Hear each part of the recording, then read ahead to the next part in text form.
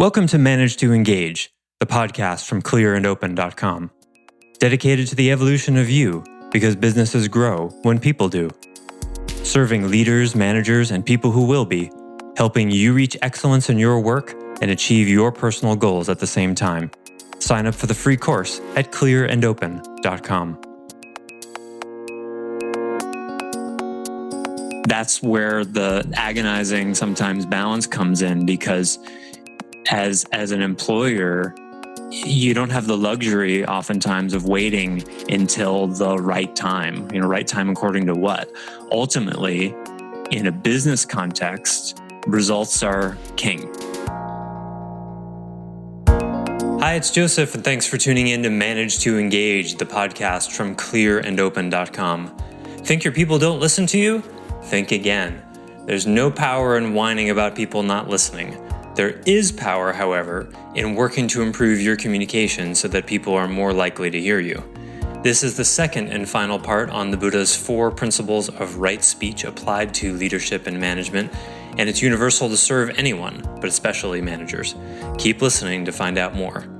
This episode is from a recent weekly member webcast. For more information about the many benefits of Clear and Open membership and how to get the help you need in conversations just like this, please go to clearandopen.com. Thanks so much for listening. Now let's dive in.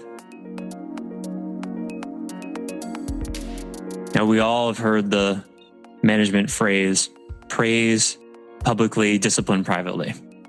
That's a timing issue. It's sort of time and space together. And a lot of management mistakes happen when you say something that is useful and is true, and they probably could let it in if you'd just chosen a different time. So one of the best times to give employee a sort of poor review on their performance is on a Friday afternoon, so they have the weekend to digest it. That's a service you offer your employees so they don't have to, especially if it's really significant. The more significant it is, the more sensitive you need to be about time, so that they don't have to show up to work the next day with their tail between their legs. They've got the space to digest it, talk with their friends, talk with their family. First thing Monday morning is probably not such a good thing, or any morning, right? Because, giving someone bad news or difficult feedback early in the morning, that sets the tone for the whole day. But as a manager, as a leader, some things just can't wait. I had a client once who really needed to let go of an employee who was like a poison in their culture for years and years and years and years. And this is not uncommon. And he delayed it and delayed it and delayed it. And then we were really coming to finally a head where this employee was making big mistakes and they really needed to go. And it was around October at the time, years ago. And he said, well, I can't let her go until after the holidays. And I was like, well, I appreciate the sentiment, but really, you've been delaying this for 3 years and now you're going to wait 3 more months. So that's where the agonizing sometimes balance comes in, because as an employer, you don't have the luxury oftentimes of waiting until the right time. Right time according to what? Ultimately, in a business context, results are king. Competence is king. So if the business is not getting the results that it needs in a significant way, then there's no waiting. Customers, if agreements are not getting met with customers and the business is suffering, then you don't wait for the right time. The time is now. And that's a privilege, that's a power that you have to use responsibly as a leader. Because when you're in an authority position, an authority has the authority to say, this has to happen right now. I need you to start doing what you say you're going to do right now. Whereas if you were a friend, if you guys were friends, you might say, well, it's frustrating for me as a friend where sometimes you don't do what you say you're going to do. And I would really like that to change.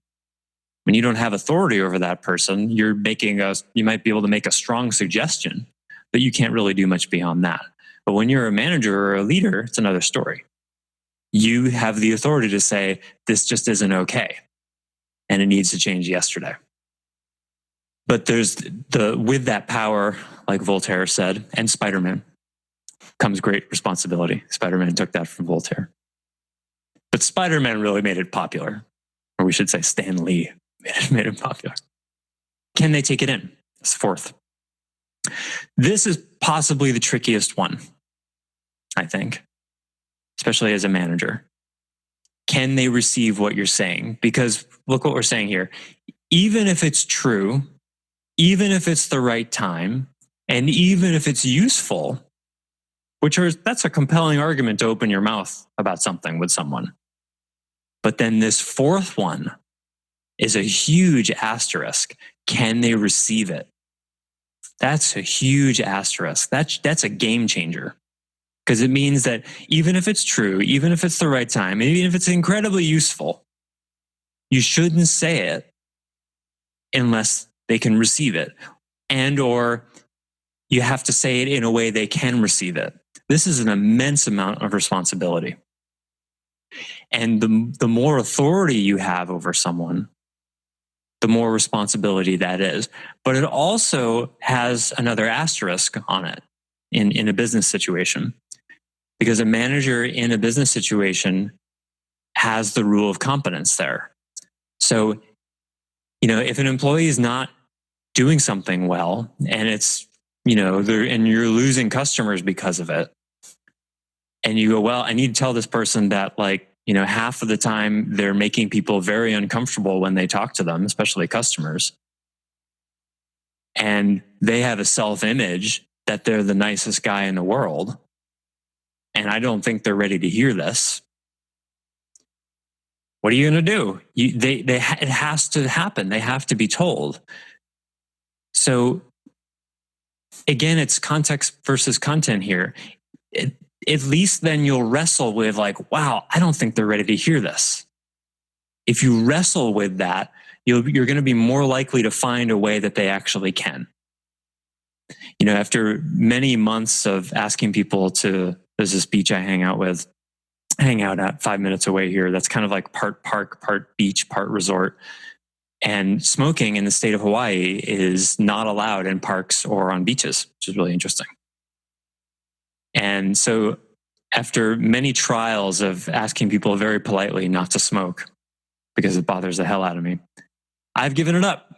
I'm not doing it anymore. Do you know why? Because none of them can receive it. I've had the experience again and again. It doesn't matter how polite I am. They're defensive, angry, despite the fact that it's against the law and they could be fined several $100s for doing it. It's never gone well. I mean, at best, it's been neutral. But usually I get some kind of dirty look or something. You know what? It's not worth it to me anymore. It doesn't fit right speech. Is it true? Yes, it's illegal. Is it useful? For sure. They're blowing carcinogens into the air. And they're breaking the law. Is it the right time? Yeah, they're smoking. But step 4, they can't hear it. They can't hear it. And not in a way that gives me the result I want. They put it out and, curse at me. You know what? That's not worth it. I'll move. I'll move. But now in a business situation, you may not have the luxury. Maybe it has to be brought to them. But if you really wrestle with, I need to bring this to them, but I don't think they can take it in, but I need to bring this to them, you let that friction, you let that conflict craft the way you have the conversation. And maybe you bring the conversation in a number of steps, or maybe you bring the information in a few different meetings, because you're asking yourself, the filter you have for the conversation is, how do I bring this in a way that they can let it in? Rather than the orientation of, how do I get them to hear this so that they'll stop losing customers? Which of course is a reasonable desire. But when it's more about them, when you're coming from a service orientation, how do I help them let this difficult thing in? They're going to be much more likely to be able to receive it. Because even though that person may be losing customers, while you're talking to that employee, they're your customer. They're the person who needs to be served. Easier said than done, especially when you're frustrated. I'll give you one hint.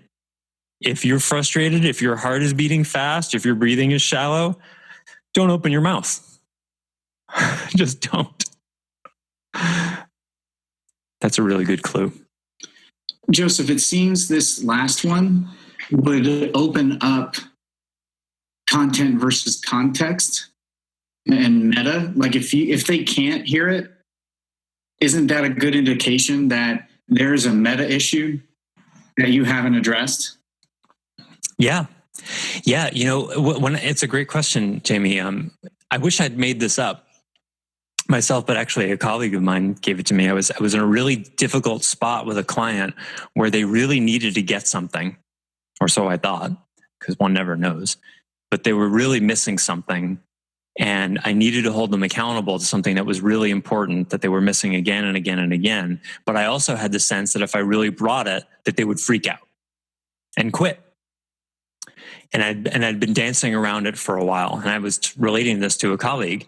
And he said, what about just telling them that? What about just saying, hey, there's something I need to bring to you. And honestly, I'm really afraid of what your reaction is going to be, because I don't think you're going to take it well. And that's a context conversation. Can we talk about that? Imagine what someone's response would be to that. Oh, well, what is it? Well, hold on. Before we go to what it is, I just want to say a little bit more about what I'm afraid of.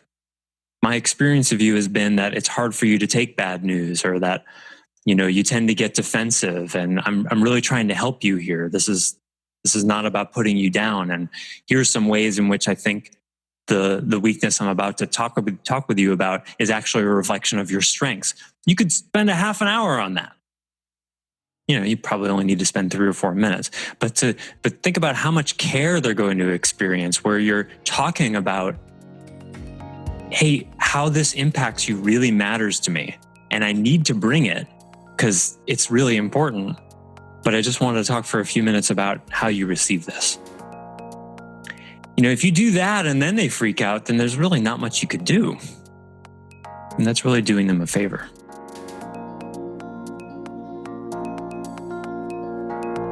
Thanks for listening to Manage to Engage, the Clear and Open podcast. Join us next week when you'll be a little bit closer to who you're destined to be. Until then, know that Clear and Open is dedicated to the evolution of you, because businesses grow when people do. Be sure to visit clearandopen.com for the latest tools, articles, and free resources to help you on your journey. Thanks for listening, and bye for now.